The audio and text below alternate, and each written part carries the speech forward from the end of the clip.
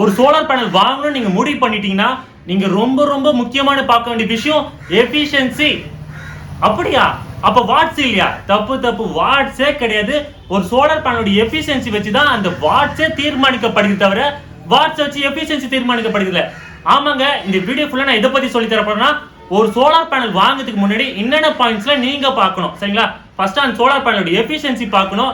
அப்புறம் அந்த solar panel என்ன செல் யூஸ் பண்ணிருக்காங்க பார்க்கணும். மூணாவது அந்த சோலார் பேனலோட பிராண்ட். இதுதான் ரொம்ப ரொம்ப முக்கியம். யாருக்குமே இதை பத்தி தெரிய மாட்டேது. என்ன சேர்த்தா சொல்றேன், நானும் சோலார் இண்டஸ்ட்ரிக்கு வரதுக்கு முன்னாடி இதை பத்தி தெரியாது. வந்ததுக்கு அப்புறம் தான் தெரியுது இங்க சோலாருக்கு சில ப்ரொஃபஷனலான பிராண்ட்ஸ்லாம் இருக்காங்க. நாலாவதாக அந்த சோலார் பேனலோட வாரண்டி கேரண்டி எப்படி சூஸ் பண்ணோம். அஞ்சாவதாக டீகிரேடேஷன், இதோ ரொம்ப ரொம்ப முக்கியம், யாருக்குமே இதை பத்தி தெரியல. ஆறாவதாக தான் வாட்ஸ். இந்த ஃபர்ஸ்ட் இந்த 5 பாயிண்ட்ஸ் நீங்க பார்த்துட்டு அதுக்கப்புறம் வாட்ஸ் பாத்தீங்கன்னா வாட்ஸ் உங்களுக்கு கூட ரொம்ப நாள் வரும்.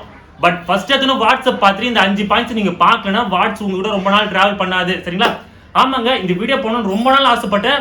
ஏன்னு வச்சுக்கோங்களேன், யூடியூப்ல சோலாருக்குன்னு ஒரு பெரிய சேனல் இருக்கு. சோலார்னால அந்த சேனல் தான். அவர் என்ன பண்றாரு, அந்த கம்பெனிக்காரங்க அங்க நிக்கிறாங்க, இவர் இங்க நிக்கிறாரு. இவர் பேட்டி எடுக்கிறார். சார், இந்த சோலார் பேனல் எப்படி சார் ஒர்க் ஆகும்? சார், இதான் India's number 1 panel.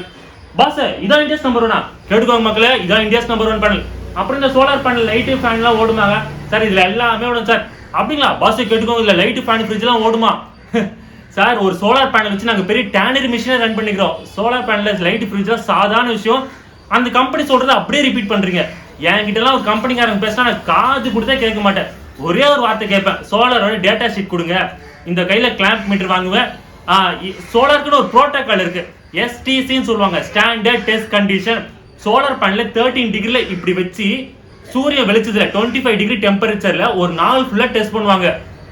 Solar பேனலோட voltage ஆம்பை multiplication பண்ண வாட்ஸ் வரும். அதை வச்சு தான் தீர்மானிக்கப்படுகிறது ஒரு சோலார் பேனலோட எஃபிஷியன்சி எல்லாமே.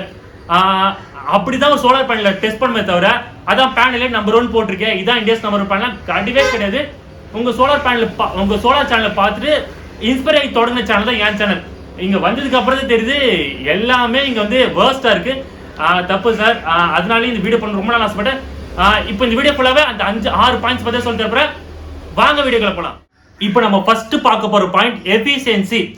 எஃபிஷியன்சினா என்னன்னு வச்சுக்கோங்களேன், இந்த சோலார் பேனல் மேல 100% சூரிய வெளிச்சம் படும்போது அதை எத்தனை சதவீதம் வந்து மின்சாரமா மாத்திரை என்ற நம்பர் தான் எஃபிஷியன்சின்னு சொல்லுவாங்க. இந்த உலகத்திலே சன் பவர் என்ற பிராண்ட் மட்டும்தான் அதிகமான எஃபிஷியன்சி தராங்க, 22.8. அதுக்கு என்ன அர்த்தம்னா 100% சூரிய வெளிச்சம் மேல படும்போது அந்த ஒரு பிராண்ட் 22.8% மின்சாரமா மாத்துது. இது எப்படி அவங்களால பண்ண முடியுதுன்னு வச்சுக்கோங்களேன். எஃபிஷியன்சில 2 வகையான எஃபிஷியன்சி இருக்கு. ஒன்னு செல் எஃபிஷியன்சி, இது செல் எஃபிஷியன்சி. இன்னொன்னு பேனல் எஃபிஷியன்சி, இது ஃபுல்லா பேனல் எஃபிஷியன்சி.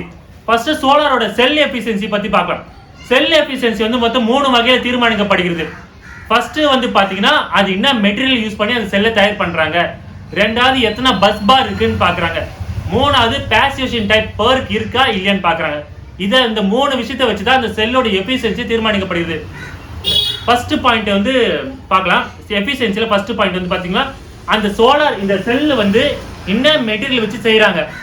அதாவது இந்த உலகத்துல 2 மெட்டீரியல் வச்சு தான் செய்ய முடியும். ஒன்னு என் டைப், ஒன்னு பி டைப். இந்த உலகத்திலேயே Sun Power, LG, REC, Panasonic இந்த 4 நிறுவனம் மட்டும்தான் என் டைப் செமிகண்டக்டர் வச்சு இந்த செல்லை வந்து தயார் பண்றாங்க. அது வந்து ரொம்ப ரொம்ப விலை அதிகம். ஏன்னு வச்சுக்கோங்களேன், அது ரொம்ப ரொம்ப பியூர் சிலிக்கானால செய்யறாங்க. அந்த 4 நிறுவனமும் என் டைப் தான் யூஸ் பண்றாங்க. அந்த 4 நிறுவனம் தவிர மற்ற எல்லா நிறுவனமும் பி டைப் செமிகண்டக்டர் தான் யூஸ் பண்றாங்க. ரெண்டாவது பார்க்க போறது வந்து பாத்தீங்கன்னா பஸ் பார். முன்ன வந்து பேனல்ல பாத்தீங்கன்னா சிங்கிள் பஸ் பார் வரும். ரெண்டாவது வந்து மல்டிபிள் பஸ் பார்னு பார்க்கணும் ஒரு சோலார் பேனல்ல. மூணாவது வந்து பாசிவேஷன் டைப் பர்க் இருக்கா இல்லையான்னு பார்க்கணும். பர்க்னா ஒன்றும் இல்லை, பாசிவேட்டட் எமிட்டர் ரியர் செல்னு சொல்லுவாங்க. இந்த சோலார் பேனல் பின்னாடி அந்த பர்க்கை வைப்பாங்க.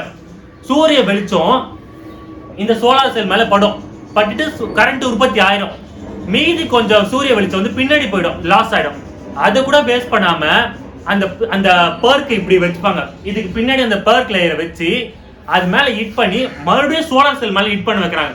ஸோ 2 வாட்டி மின்சார உற்பத்தி ஆகும், எஃபிஷியன்சி கூடும். ஸோ இதை வச்சுதான் ஒரு செல்லோட எஃபிஷியன்சி வந்து தீர்மானிக்கப்படுகிறது. மறுபடியும் சொல்றேன், என்ன டைப், என் டைப்பா பி டைப்பா. ரெண்டாவது அது வந்து சிங்கிள் பஸ் பாரா மல்டிபிள் பஸ் பாரா. மூணாவது அது வந்து பர்க் இருக்கா இல்லையா, இதை வச்சு செல்லோட எஃபிஷியன்சி தீர்மானிக்கப்படுகிறது. இப்போ செல்லோட எஃபிஷியன்சி பார்த்துட்டோம், பேனலோட எஃபிஷியன்சி பார்த்துட்டோம். இப்போ இது ஒரு செல்லுன்னு சொன்னல, இதுக்குன்னு ஒரு பேர் இருக்கும்ல, அதை பத்தி பார்க்க போறோம். இந்த உலகத்துல செல்ஸ் வந்து 6 டிஃபரெண்ட் டைப்ஸ் ஆஃப் செல்ஸா பிரிக்கப்படுகிறது. First place goes to IBC, inter digitated back contact சொல்லுவாங்க. அந்த ஒரு செல் தான் ரொம்ப ரொம்ப விலை அதிகம். சன் பவர், எல்ஜி இந்த 2 நிறுவனம் மட்டும்தான் அந்த ஐபிசி செல்ஸை தயார் பண்றாங்க. அதை வச்சுதான் அவங்களால 22 புள்ளி தொட முடியுது. அது வந்து ரொம்ப ரொம்ப விலை அதிகம். ரெண்டாவது place goes to HJT, hetero junction cells சொல்லுவாங்க. அது வந்து ஆர்இசி என்ற நிறுவனமோ பானாசோனிக் என்ற நிறுவனமோ மட்டும்தான் அந்த ஹெட்ரோ ஜங்ஷன் செல் யூஸ் பண்றாங்க. ஆக்சுவலா பார்த்தா இது வந்து பானாசோனிக் ஒரு சோலார் ஒரு கஸ்டமருக்காக இன்ஸ்டாலேஷன் கொண்டு போகும்போது ரொம்ப அர்ஜென்ட்டா வீடியோ எடுக்கிறேன். இது பானாசோனிக், இது ஒரு நல்ல செல் தான். Third place goes to single cells, Hyundai நிறுவனம் மட்டும்தான் அந்த செல் யூஸ் பண்றாங்க, நல்ல எஃபிஷியன்சி இருக்கும். நாலாவது fourth place goes to monocrystalline PERC with half cut. Fifth place goes to monocrystalline with PERC, அவ்வளவுதான். Sixth place goes to polycrystalline. 6 different types of cells இது மட்டும் தான் இருக்கு. இதுதான் நடைமுறையில் இருக்கு, இதுதான் கமர்ஷியலுக்கு யூஸ் பண்றாங்க எல்லாருமே. சரிங்களா? இப்போ செல்லோட எஃபிஷியன்சியை பார்த்துட்டோம், பேனலோட எஃபிஷியன்சி பார்த்துட்டோம், 6 டிஃபரெண்ட் டைப்ஸ் ஆஃப் செல்ஸை பத்தி பார்த்துட்டோம். இது மூணுமே நீங்க பார்க்கணும் நல்லா. சரிங்களா? இப்போ நம்ம பிராண்டை பத்தி பார்க்க போறோம். இதான் ரொம்ப ரொம்ப முக்கியம், யாருக்குமே தெரிய மாட்டேங்குது. சோலாருக்கு சில ப்ரொஃபஷனல் பிராண்ட்ஸ்லாம் இருக்கு. நான் எந்த அடிப்படையில் ரேங்கிங் கொடுக்க போறேன்னா, அவங்க யூஸ் பண்ற செல்லும் அதுக்கப்புறமா அந்த செல்லு மூலியமா கிடைக்கிற எஃபிஷியன்சியோட பர்சன்டேஜ் வச்சு தான் கொடுக்க போறேன். First place goes to Sun Power. இவங்க வந்து 22.8% எஃபிஷியன்சி தராங்க, நல்ல ஒரு company. Second place goes to LG, அதே ஐபிசி செல்ஸ் தான் யூஸ் பண்றாங்க, 22 தான் யூஸ் கொடுக்குறாங்க efficiency. Third place goes to REC, இவங்க வந்து ஹெச்ஜேடி ஹெட்ரோ ஜங்ஷன் செல்ஸ் தான் யூஸ் பண்றாங்க, 21 வருது, 21.9 வருது. Fourth place goes to Panasonic, இவங்க வந்து 21.7, இது பானாசோனிக். இந்த 4 நிறுவனம் தான் உலகத்தில் டாப் 4 நிறுவனம். இதுக்கு நான் வந்து நானே கேரண்டி தருவேன், டேனியே கேரண்டி. சரிங்களா? நம்பி வாங்கலாம். இதுவும் இந்த 4 நாங்களும் பண்றோம். நாங்க வந்து இப்போ ஃபாரின் பிராண்டுக்கு மூவ் ஆயிட்டோம். இது வந்து ஃபர்ஸ்ட் 4 பிளேஸ். அடுத்த செட் ஆஃப் 4 பிளேஸ் இருக்காங்க. அவங்க வந்து ஜிங்கோ நல்லா பண்ணலாம், 21 தராங்க. ட்ரினா நல்லா நம்பி வாங்கலாம், 20.5 வராங்க. கெனடியன் நல்லா வாங்கலாம். அதுக்கப்புறமா ஜேஎஸ் சோலார். இந்த 4 நிறுவனம் நல்ல நிறுவனம் தான், பி டைப் யூஸ் பண்றாங்க. ஃபர்ஸ்ட் 4 நிறுவனம் என் டைப்ல பெஸ்ட், செகண்ட் 4 நிறுவனம் பி டைப்ல பெஸ்ட். உங்களுக்கு இந்தியன் மேனுஃபேக்சர்ஸ் ரொம்ப பிடிக்கும், நான் இந்தியன் மேனுஃபேக்சர் வாங்கினா உலக தரத்துல ஒரு இந்தியன் மேனுஃபேக்சர் ரொம்ப நல்லா பண்றாங்க, அது வேற யாரும் இல்ல, வாரி விக்ரம். நம்பி வாங்கலாம், நான் கேரண்டி. சரிங்களா? இதுதான், இது பெஸ்ட். இந்தியால வாரி விக்ரம், வெளிநாட்டுல அந்த பிராண்டு. எந்த பிராண்ட் வாங்கவே கூடாதுன்னா கொஞ்சம் சூசகமா சொல்றேன், புரிஞ்சுக்கோங்க. என்னைக்குமே நம்ம தான் ஒரு பிராண்டை நோக்கி போகணுமே தவிர ஒரு பிராண்ட் நம்மளை நோக்கி வரக்கூடாது. உலகத்திலே பெஸ்ட் டிவினா அது சோனி டிவின்னு எல்லாருக்கும் தெரியும். அதே மாதிரி மற்ற டிவி கம்பேர் பண்ணும்போது சோனி டிவியோட விலை 15,000 20,000 அதிகமாக தான் இருக்குமே தவிர கம்மியா இருக்காது. அதே மாதிரி அவங்க வந்து மார்க்கெட்டிங் அவ்வளோ கான்சென்ட்ரேட்டே பண்ண மாட்டாங்க. நீ வாங்கிட்டு போ, வாங்கினா உனக்கு தான் லாபம்னு சொல்லி அவங்க வந்து அதோட விலை அதிகமாக தான் இருக்கும். அதே மாதிரி செல்போன்னா அது ஐபோன் தான் தெரியும். அதே மாதிரி அவங்க வந்து மார்க்கெட்டிங் அவ்வளோ ஃபோக்கஸே பண்ண மாட்டாங்க. ஏன் இது சொல்றேன்னா, எந்த ஒரு பேனல்ல மார்க்கெட்டிங்காக மட்டும் எதுவுமே இருக்கக்கூடாது. மார்க்கெட்டிங் பண்ணி நாங்க தான் நம்பர் 1, நாங்க தான் இந்தியாஸ் நம்பர் 1 சொல்லி விற்பாங்க பாத்தீங்களா, அதெல்லாம் போயிடாதுங்க. ஏன்னா மார்க்கெட்டிங் மட்டும் தான் அவங்களோட பிசினஸா இருக்குமே தவிர அந்த செல்லோட எஃபிஷியன்சி இன்க்ரீஸ் பண்றதுல அவங்க கான்சன்ட்ரேட் பண்ண மாட்டாங்க. விற்கிறது அவங்க மெயின் மோட்டிவா இருக்கும். இப்படிதான் ஒரு செல்லோட பிராண்ட் சூஸ் பண்ணும். சரிங்களா? நல்லா புரிஞ்சுக்கோங்க, நல்லா பார்த்து வாங்குங்க. இப்போ நம்ம அடுத்தது ரொம்ப ரொம்ப முக்கியமான பார்க்க போற விஷயம் டீகிரேடேஷன் ப்ராசஸ். வாங்க எங்க வீட்டோட மொட்டை மாடிக்கு போலாம், வாங்க.